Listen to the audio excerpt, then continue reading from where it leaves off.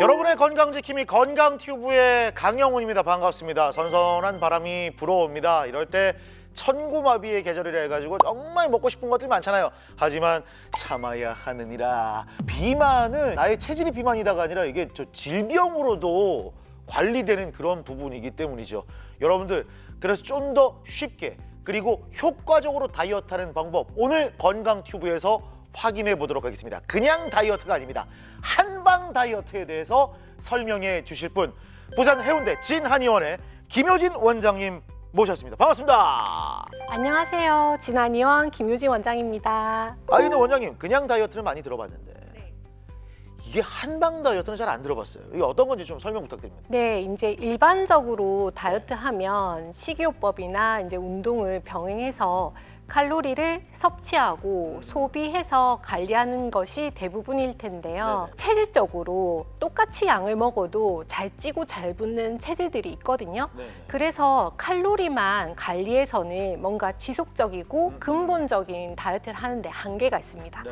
근데 이제 이에 반해서 한방 다이어트 같은 경우에는 살이 찌는 원인, 살이 찌는 패턴, 체질, 연령, 체력, 그리고 뭐 소화불량이나 뭐 변비, 불면, 부종 등 신체의 다른 증상까지 아울러서 고려하기 때문에 이제 근본적으로 요요 현상 없이 체내 환경도 개선하고 비만 체질을 교정하는 것이 한방 다이어트의 특징입니다. 근데 이제 오늘 우리가 살펴봐야 될 게 복부 비만입니다.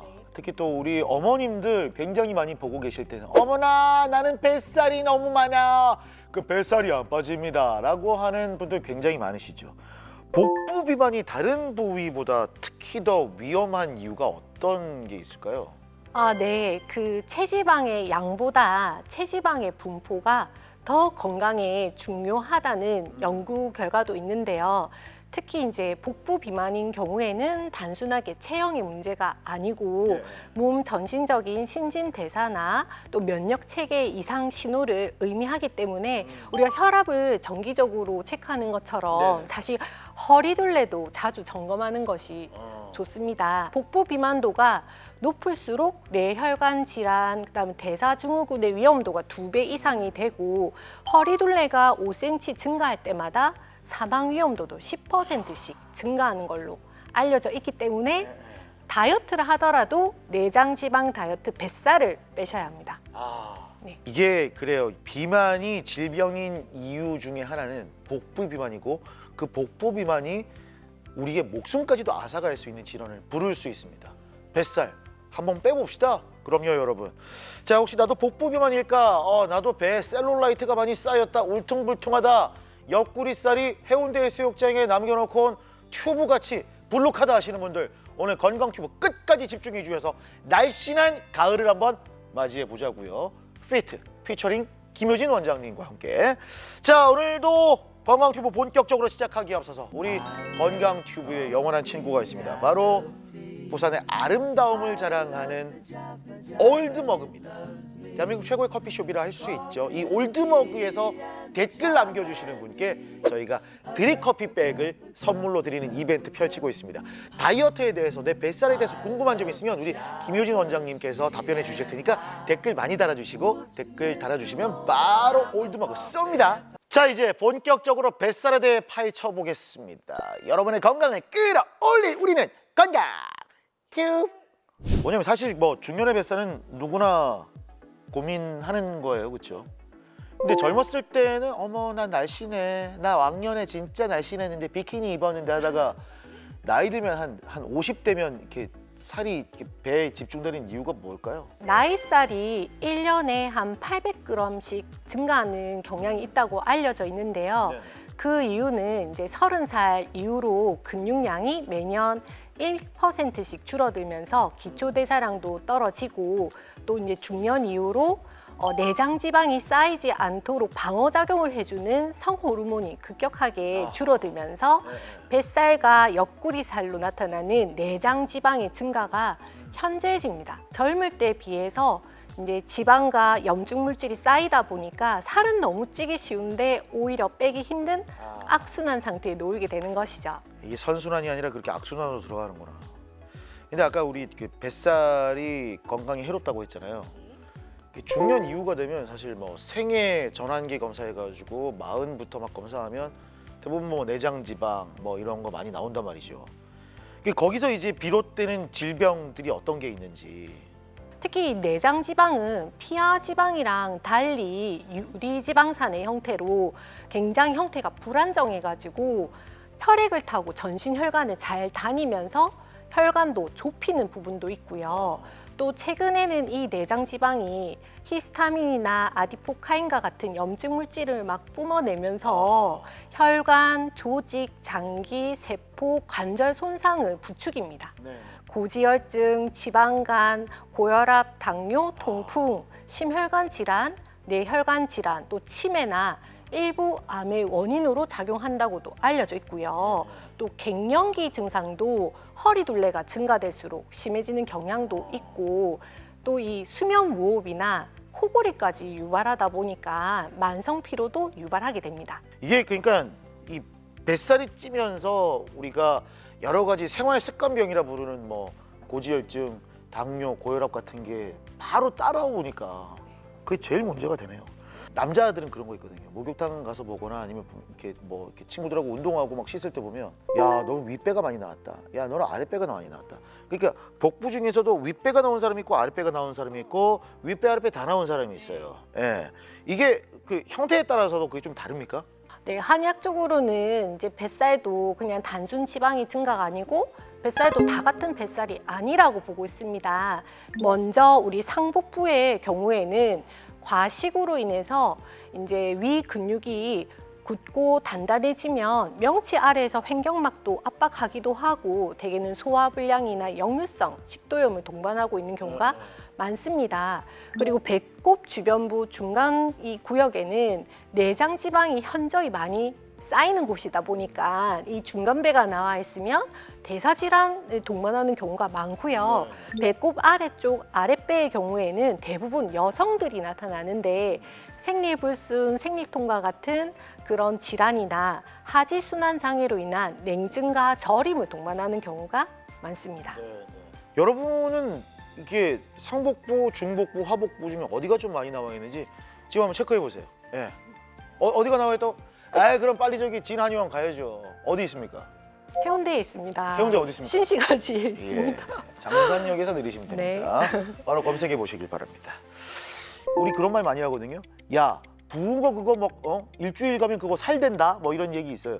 잘 붓는 사람이 살이 좀 잘 찝니까 어떻습니까? 물론 이제 이 붓기는 체수분의 증가고 비만은 체지방의 축적인데요. 부종과 이 비만은 서로 동반되는 경향이 있고 많이 또 자주 붓는 사람들이 살찌기가 쉽고 또 살이 찌시는 분들이 더 많이 붓기도 합니다. 네, 그 이유는 살이 찌다 보면 혈관과 림프관을 압박하면서 순환장애를 유발하다 보니까 붓기도 하고 또 최근에는 이 지방이 염증 물질을 분비하다 보니까 이 염증을 희석하고 처리하고 배설하기 위한 매개체로서 수분이 많이 모여들기 때문에 그래서 붓는다고도 알려져 있고요. 그래서 많이 붓는 사람들일수록 체중 감량이 필요하고 또 살을 잘 빼기 위해서도 수분 대사를 잘 시켜서 붓기를 빼줘야 유지도 잘 됩니다. 여러분은 좀 아침에 붓기를 좀 빼기 위해서 어떤 노력을 하시는지 좀 궁금하긴 하네요. 댓글 한번 달아주세요, 여러분들. 나는 붓기를 빼기 위해 어떻게 하는지.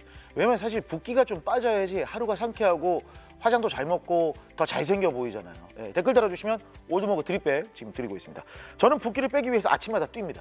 땀을 좀 빼는 게 붓기를 확실하게 뺄 수 있더라고요. 예. 그리고 이렇게 림프 순환이 잘 돼야 된다 해가지고 여기 쇄골이 있는데 여기 림프가 지나간다 해가지고 여기 좀 칩니다. 그다음에 이게 겨치기, 겨드랑이에도 여기 지나가요 림프가. 이렇게 톡톡 치면 굉장히 순환에 도움이 되니까 여러분 많이 한번. 전혀 이상하게 안 보입니다. 치세요, 계속 치세요. 이렇게 치세요, 여러분. 오랜만에 요거 한번 들어볼게요. 내가 복부 비만인지 확인할 수 있는 기준. 복부 비만은 허리둘레를 보편적인 진단 기준으로 삼습니다. 그래서 일반적으로 남성은 허리둘레가 35.4인치 이상, 여성은 33.5인치 이상이라고 하면 복부 비만이라고 진단을 내리는데요. 근데 이 복부 비만은 내장 지방을 의미하는데 이 내장 지방은 사실은 이 복강 안에 장기 사이사이 또는 이 장기 벽에 존재하면서 겉으로 드러나지가 않습니다. 그래서 막상 이 배를 꼬집었을 때 잘 안 잡힙니다. 그래서 2cm 이상 두껍게 잡히면 피하 지방이고 2cm 이하로 잡히면 내장 지방인데요. 그래서 중년 남성분들 중에서 명치 밑에서부터 배가 올챙이 배처럼 엄청 팽만한데 ET 스타일. 막상 이거 안 잡히는 분들이 있거든요. 예. 그러면 이게 오히려 내장 지방형 복부 비만이고 이게 더 건강에 안 좋다는 그래, 것이죠. 말랐는데 배 나오는 남자들 있어. 이게 진짜 여기부터 이렇게 나와 있단 말이죠. 막 제 친구 막 ET라고 놀렸는데 놀리면 안 되겠네. 그거는 또 운동해도 잘 안 빠집니다. 한방 다이어트보다 위고비나 마운자로 마시면 끝나는데 그걸 왜 하냐? 근데 제가 주변에 남 몇 명 봤어. 이게 위고비가 세상에 공짜는 없더라고. 이게 부작용이 하나씩 다 있던데. 맞은 분들 보면 한방 다이어트하고 어떤 차이가 나는지. 또 요즘에는 이제 꿈의 다이어트 약 엄청나게 핫한 마운자로. 싹센다 맞아요.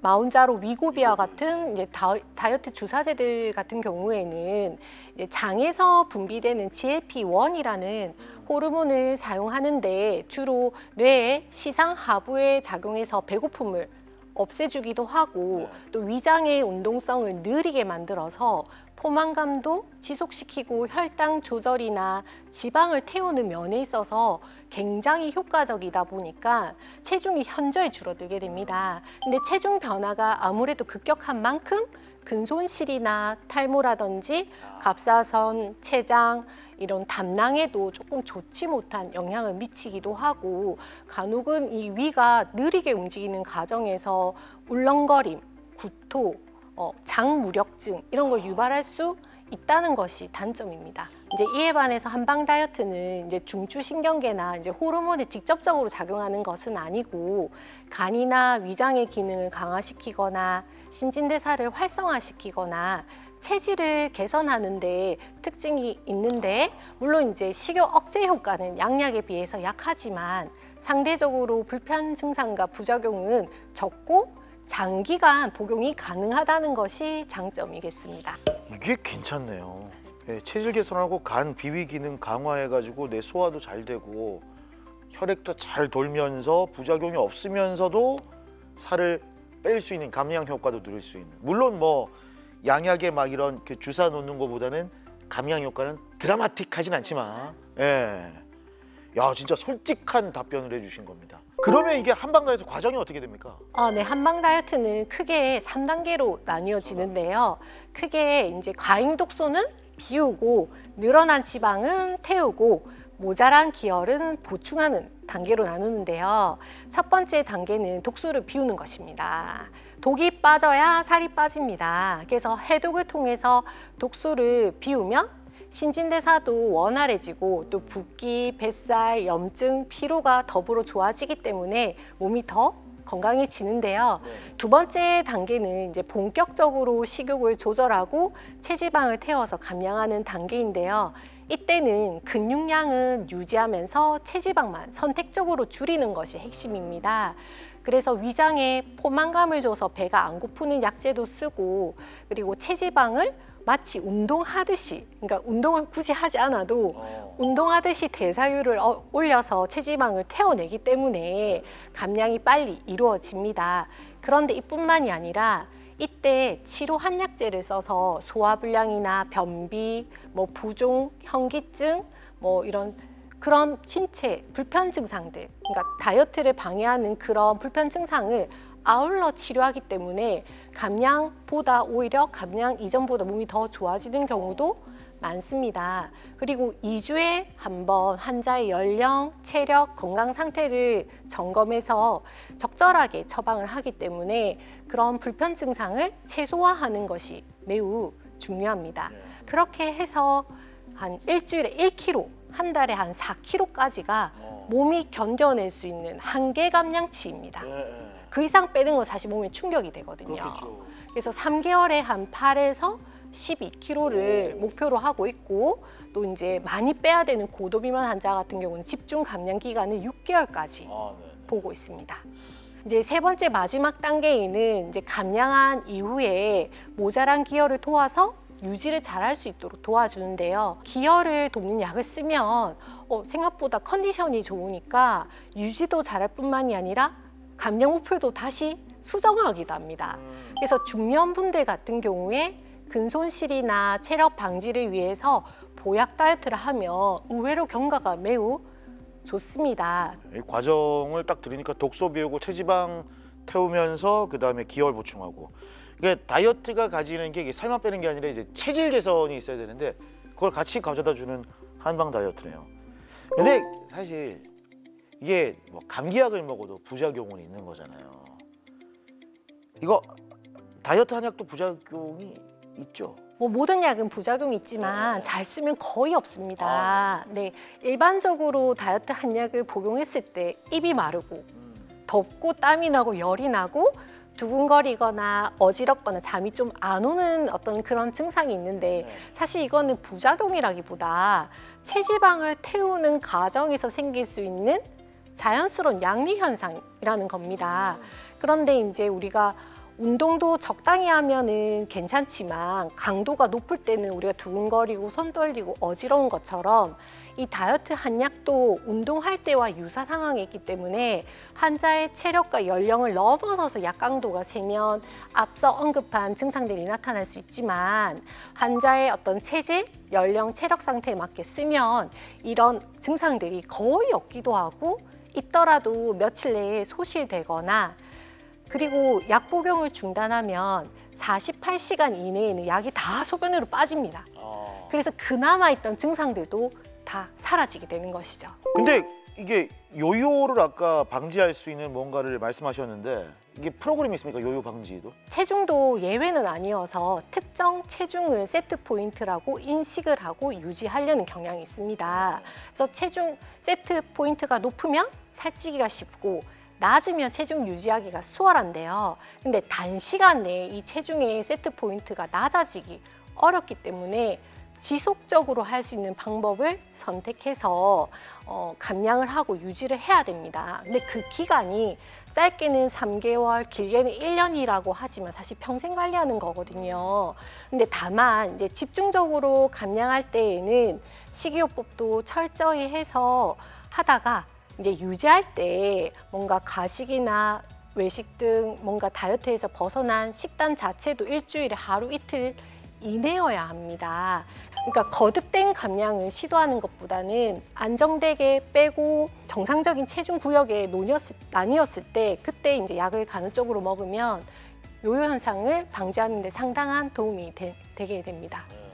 습관인 것 같아요. 먹는 거고 다이어트는 운동만 한다고 절대 안 빠집니다. 원장님 말씀해 주셨듯이 다이어트 약을 먹을 때도 이 식사 관리를 진짜 잘해야 된다는 거. 네, 식사 관리가 제일 중요하겠습니다. 다이어트에 대한 다양한 구독자 여러분들의 궁금증을 풀어드리는 건티뉴 OX 퀴즈 시간이 돌아왔습니다. 첫 번째 질문을 드리도록 하겠습니다. 유전적으로 살이 잘 찌는 체질이 있다. 나는 있을 것 같아. 난 있을 것 같아. 여러분 있을 것 같아요? 없을 것 같아요? 원장님 답변 들어보겠습니다. 하나, 둘, 셋. 네, 당연히 있습니다. 있죠. 그렇죠. 타고나기를 이제 음식을 받아들이는 위가 크고 또 에너지를 소비하기보다 저장하고 모으는 기운이 강한 체질이 있습니다. 우리 태음인, 소양인이 이에 해당하는데요. 어릴 적부터 잘 먹고 잘 찌고 소화 비만도 많고 또 다이어트를 거듭 시도하는 경향도 있고요. 또 이 체질들이 성인병의 위험도가 높은 체질입니다. 근데 사실 다이어트 한약이 이 체질 치료 처방이기도 합니다. 한방 다이어트는 하다가 중단하면 요요가 온다. 올 것 같아. 하나, 둘, 셋 들어주세요. 안 네, 와요? X입니다. 많은 분들이 한약 다이어트라면 요요가 오더라. 또 약 복용을 중단하면 살이 찌더라 하시는데 사실은 살찌도록 먹으면 당연히 요요가 오게 됩니다. 그렇죠. 그 다이어트의 어원 자체가 그리스어 디어이타에서 오는데요. 이 디어이타라는 말 뜻은 정시, 정량, 적절한 식사 넓게는 올바른 생활 습관을 의미하기 때문에 약을 끊어서 운동을 안 해서가 아니라 혈당을 올리는 음식을 먹고 밤에 먹으면 당연히 요요가 올 수밖에 없다는 것이죠. 아하, 그렇군요. 이거 진짜 궁금해하실 거예요. 한약 먹으면 간 수치 올라간다는 얘기 많잖아요. 특히 한방 다이어트 약에 대해서 이 질문 많습니다. 한방 다이어트 길게 하면 간 수치가 오른다. 난 좀 오를 것 같아. 하나, 둘, 셋 들어주세요. X입니다. 네, 그 간독성, 신장독성 한약재는 식약처에서 명시를 하고 있는데 이런 독성이 우려되는 한약재는 사실 응급약, 구급약이기 때문에 현재 한의사들이 쓸 일이 거의 없습니다. 그리고 다이어트 한약에 주로 사용이 되고 있는 마항 자체도 물만 충분히 드시면 장기간 복용해도 간 수치가 오르는 사례가 극히 드뭅니다. 오히려 이런 약을 잘 사용해서 체중과 허리둘레를 줄여주면 간 수치와 혈압, 혈당, 당화 혈색소까지도 눈에 띄게 많이 개선되는 것을 볼 수 있습니다. 그렇군요. 다이어트 한약을 복용 시에 물 대신 차하고 마셔도 된다. 자, 하나, 둘, 셋. 네, 이거는 세모인데요. 물론 생수가 제일 무난하고 좋은데 맛이 비려서 못 먹겠다, 맛이 없어서 안 먹겠다 하시는 분들이 있는데 한약을. 네, 보리차가 가장 무난한 건 사실이고요. 차도 차 나름인데 뭐 녹차나 홍차, 보이차처럼 이런 차 종류들은 사실은 철분 흡수를 방해하기 때문에 철 결핍성 빈혈을 유발해서 몸을 냉하기도 하고 또 속쓰림을 유발하기 때문에 빈속에 먹거나 상시 음용하는 것을 추천하지 않습니다. 원장님, 어떠셨어요 오늘? 오늘 저는 즐거웠습니다. 네, 저도 즐겁고 새로운 사실을 많이 알았네요. 네. 좀 왜냐면 다이어트 약에 대한 편견도 있으니까 거기다가 한방 다이어트에 대한 무지했던 점들이 참 많았었는데 오늘 구독자 여러분께 진짜 좋은 시간이 됐던 것 같습니다. 마지막으로 구독자 여러분들께 당부드릴 말씀이 있다면요. 많은 분들이 오랜 기간 바쁜 일상에 쫓겨서 본인의 건강을 돌보지 못하고 그때그때 되는 대로 음식을 드시는 경우가 많습니다. 근데 이제 그런 게 반복되다 보면 어느 순간부터는 다이어트를 하려고 의지를 내더라도 몸이 스스로 식욕이 조절되지 않고 지방을 쓰지 않는 지경에 이르게 됩니다. 단순히 이때는 체중의 증가가 아닌 질병 상태가 되는 것이기 때문에 혼자 나름 열심히 노력을 해도 뭔가 방법의 핵심을 비껴나 있거나 또 본인에게 맞지 않는 방법을 사용하다 보면 건강을 해치고 오히려 다이어트가 멀어질 수 있기 때문에 거듭된 시도와 실패를 계속 하신다면 한 번쯤은 본인의 체질과 건강 상태를 확인하고 전문가의 도움을 받아보실 것을 권유드립니다. 여러분, 중년의 뱃살, 뭐 중년뿐만 아니라 20, 30대들도 뱃살 관리해야 됩니다. 몸매 관리해야죠. 그래야지 장기적으로 건강을 좀 챙길 수 있으니까요. 여튼 여러분들의 뱃살 홀쭉해진 그 몸을 응원하면서 더욱더 건강한 가을과 또 겨울을 준비하셨으면 좋겠습니다. 저희 건강튜브는 다음 이 시간에도 여러분들의 건강을 위한 유익한 지식들을 가지고 돌아오도록 하겠습니다. 여러분의 건강한 다이어트를 응원하는 건강 튜브!